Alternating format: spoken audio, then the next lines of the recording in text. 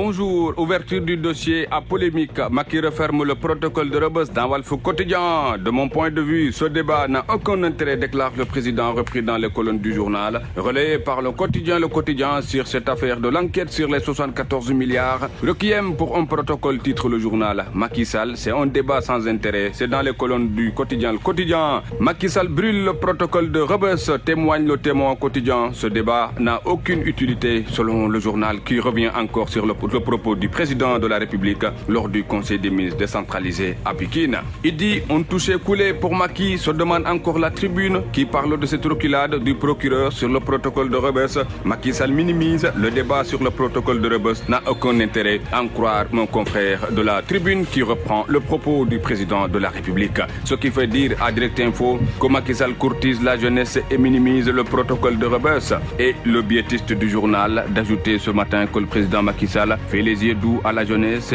en lui annonçant une panoplie de projets flatteurs. Lors du dernier référendum, cette composante de la population n'avait pas daigné aller en masse faire son acte citoyen. À un an des législatives, n'est-il pas inspiré pour le président de l'APR et de la coalition Benno Bokk Yakaar de jeter son dévolu sur cette frange qui fait gagner les élections? S'interroge encore Daoucho dans Direct Info. Macky met Dakar en chantier, c'est le titre de l'As quotidien qui revient sur les investissements de l'ordre de 1800 milliards. Reconstruction du stade Assane Diouf pour 20 milliards. L'échangeur de l'émergence ouvre samedi. Le président nargue ses opposants. À chaque fois que mon cri de guerre bac retentit, ils sont par terre. Le propos de Macky est dans l'As quotidien.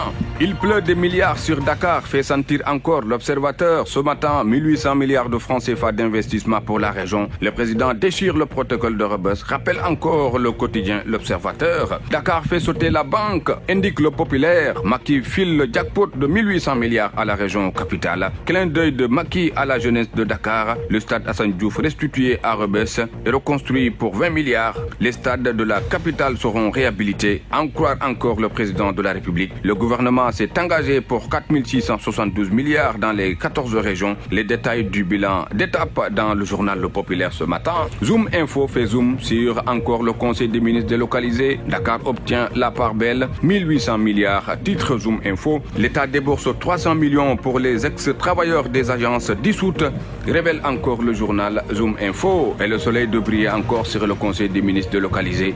1800 milliards de francs CFA alloués à Dakar, rappelle le quotidien national. Un domaine agricole communautaire à Sangalkam reconstruit. Le stade Assane Diouf sera rendu aux jeunes. Macky Sall pour un débat économique dans le pays, souligne encore le soleil. Ce qui est évident dans l'évidence, à la une 14e Conseil des ministres décentralisé averse 2 milliards sur la capitale, titre le journal. Quel impact au sein des populations? Pauvreté généralisée, embouteillage, insécurité. Le journal revient sur les mots et le remède annoncé par le président Macky Sall. La grande offensive sur Dakar, c'est le titre d'enquête. 1800 milliards de projets d'investissement.